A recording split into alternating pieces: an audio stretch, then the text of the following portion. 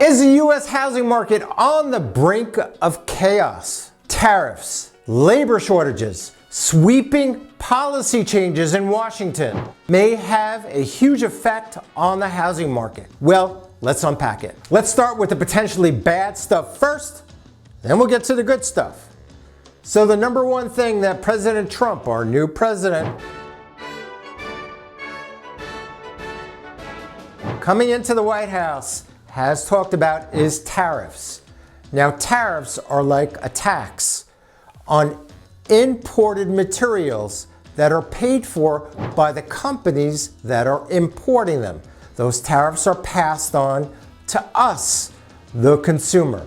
So right now, the biggest tariff problem that we have are the tariff on lumber.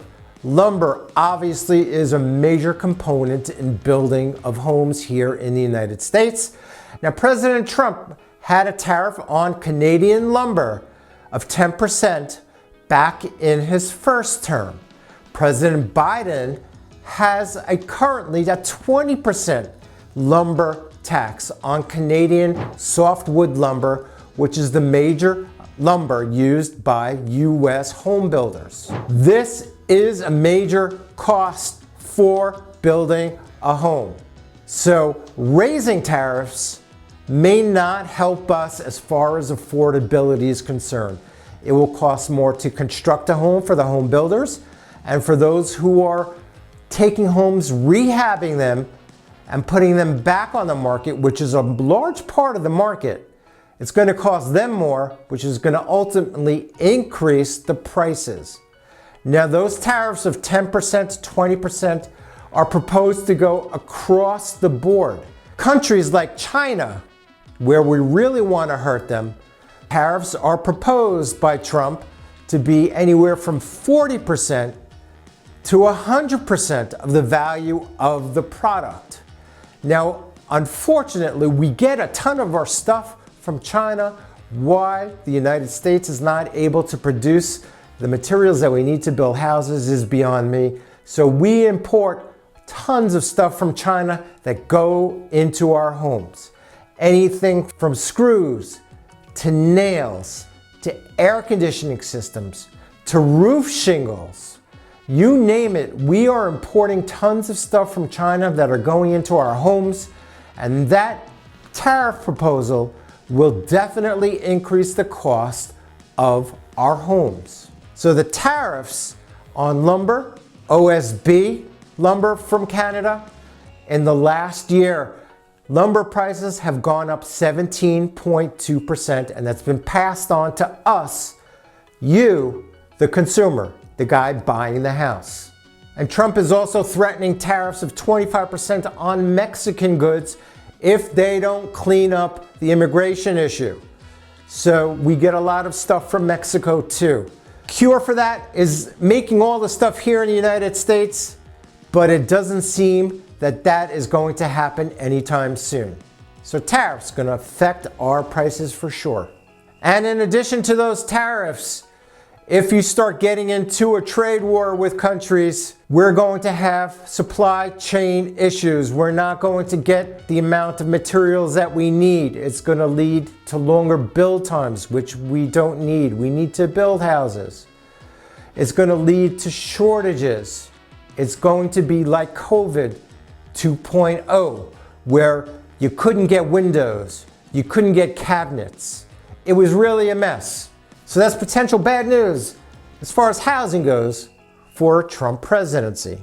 The next proposal that President Trump has that may not be good for the housing market is proposing to get rid of, en masse, immigrants that are here illegally.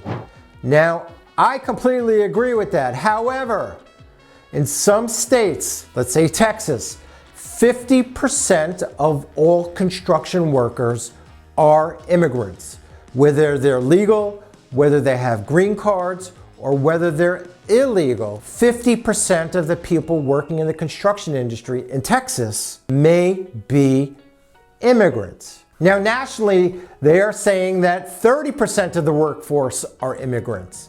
Now, for me personally, spending a lot of time on new construction sites, from custom homes and new home builds.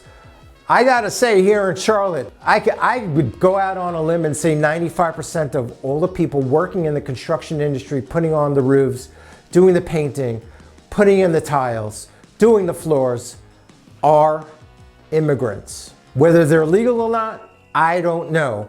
But a lot of these builders are using subcontractors. We don't know where they're getting their labor from. They could be paying these guys cash who are not legal. By rounding up all these immigrants and getting rid of them, you are looking at a potential huge labor shortage in the construction industry. This has happened before. We are still short currently 300 to 400,000 construction workers and laborers in the construction industry. If you get rid of a lot of these illegal immigrants, we are going to be so short. Things are going to take a long time to build. Wages are going to go up. You're going to have a shortage of skilled laborers. And instead of getting the A crew to come in and paint, a lot of the houses are going to be built with the D crews. And I have seen personally, and even custom homes, the D crew come in where the bathrooms look like crap. Very expensive, multi-million-dollar homes. The bathrooms look like crap and they have to be ripped out because they were done by the D crew. So that is a potential issue, guys. So let's not kid ourselves. It could send the construction industry into chaos if you get rid of all those workers. Go after the bad guys first. Leave the good guys, if possible, as long as you can. I've been on a lot of construction sites. These guys, super nice guys, working hard 6-7 days a week, sometimes in 95-degree heat or 90-degree heat, inside homes that have no air conditioning, outside putting up roofs. A lot of them are good guys. There definitely are bad ones. So let's kind of be careful who we're sending out. But yes, a mass policy of pushing out all the immigrants is going to be a negative, in my opinion. Now, the third thing that he's also saying, President Trump is saying, is that by getting rid of all those immigrants, he's going to eliminate a lot of competition for the homes that are available. Now, between you and me, if you're going across the southern border carrying just a kid or some clothes, you're not in a position to buy a home or get a mortgage. So I don't think that the mass immigration of immigrants are stealing homes from Americans. I think if anything, it may be a very small amount. So let's not kid ourselves. Just by getting rid of millions of immigrants doesn't mean that there's going to be a larger supply of homes. But now for the good news. What can Trump do to reduce the prices and increase the number of homes that we are lacking?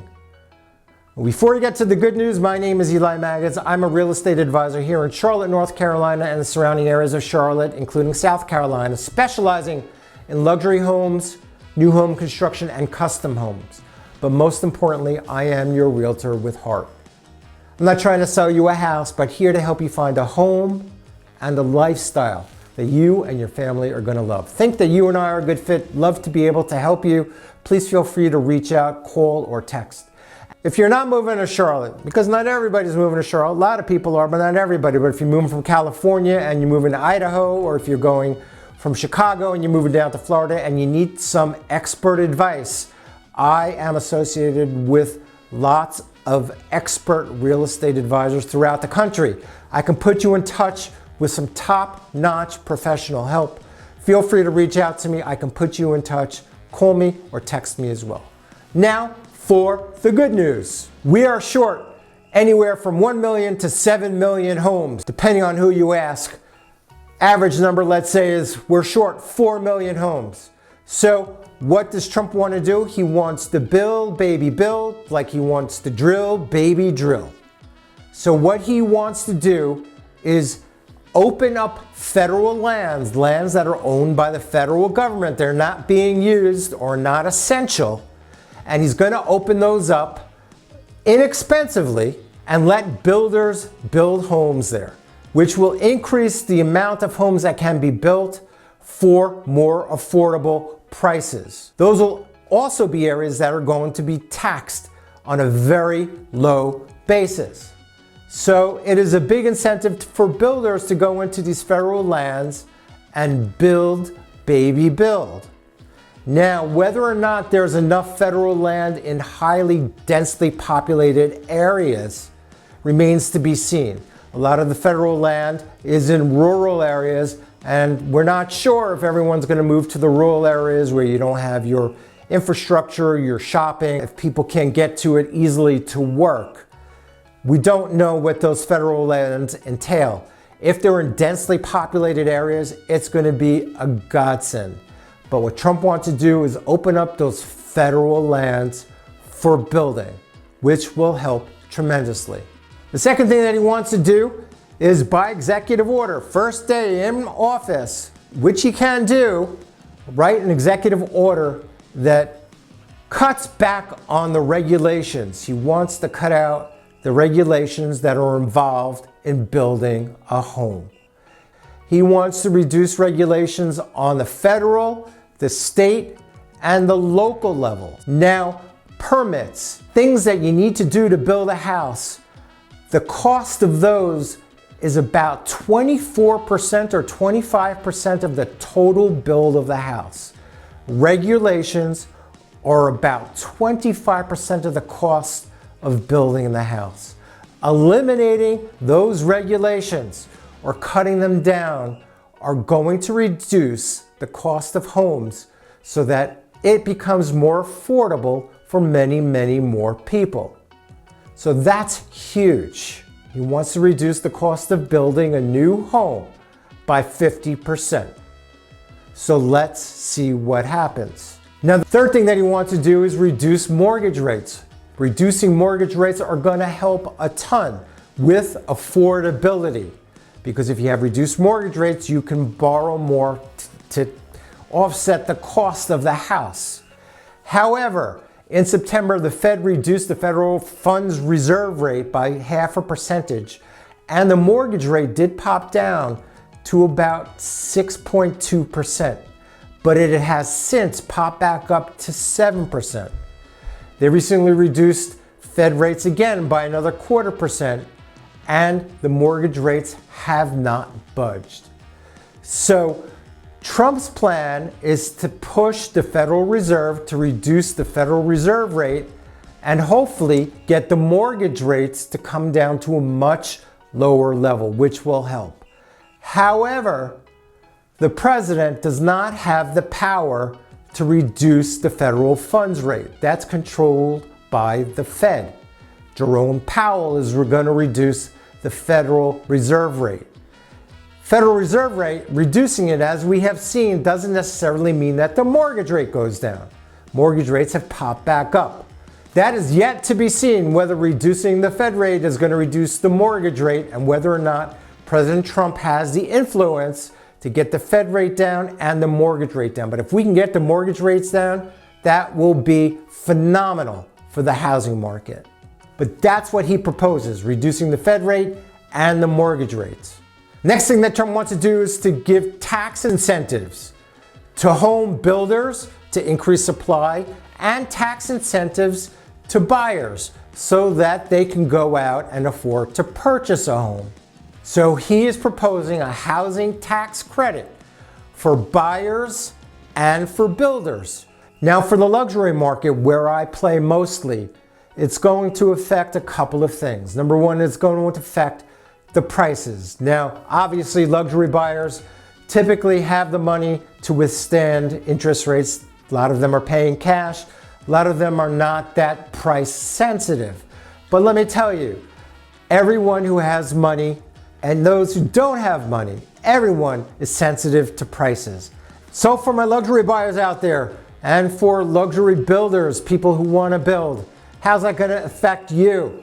So first of all, it's going to cost you more money to build that home that you wanted to build from last year. It's going to cost you more money. I've seen in the last 5 years, cost of building a house has really doubled.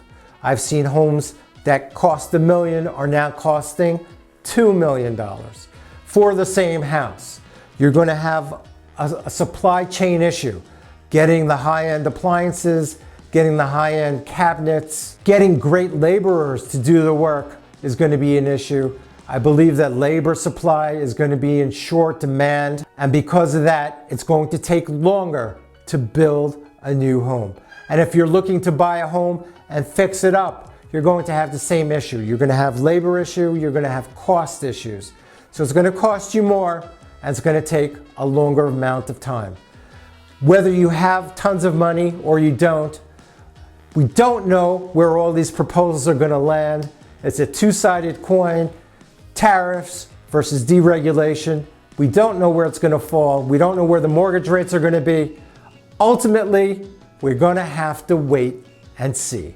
If you like this video, please take a look at these others. They're awesome. I mean, all my videos are awesome, right? Thank you so much for watching, and until we see each other again next time.